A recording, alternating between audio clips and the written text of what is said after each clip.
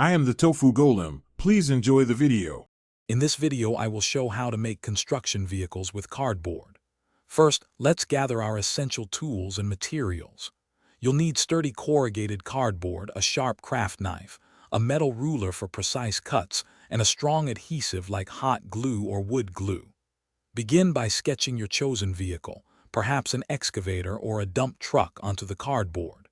Then, carefully cut out the primary body components, aiming for clean, straight edges to ensure a stable base for your model. Now, let's assemble the main structure of your vehicle. Start by folding and scoring your cardboard pieces to form three-dimensional shapes, like the cab or the chassis. Utilize tabs and slots for interlocking parts, or create small glue flaps for strong, neat connections. It's a good idea to reinforce any areas that will experience stress, such as axle points or moving parts, with an additional 1 or 2 layers of cardboard for enhanced durability. Next, we'll add the wheels and any moving components to bring your vehicle to life.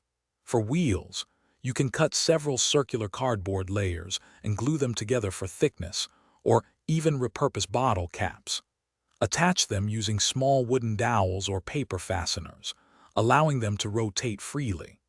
If you're making an excavator, design the arm with pivot points using more fasteners or small cardboard hinges, enabling realistic movement. Finally, let's focus on the finishing touches to make your construction vehicle truly stand out. Cut out smaller cardboard pieces to create details such as windows, headlights, and grills, gluing them precisely into place. Once all the structural elements are complete, paint your entire vehicle using acrylic paints to achieve a realistic color scheme. For added protection and a professional look, you might consider applying a clear sealant over the painted surface. Thanks for watching. Consider subscribing if we helped you today.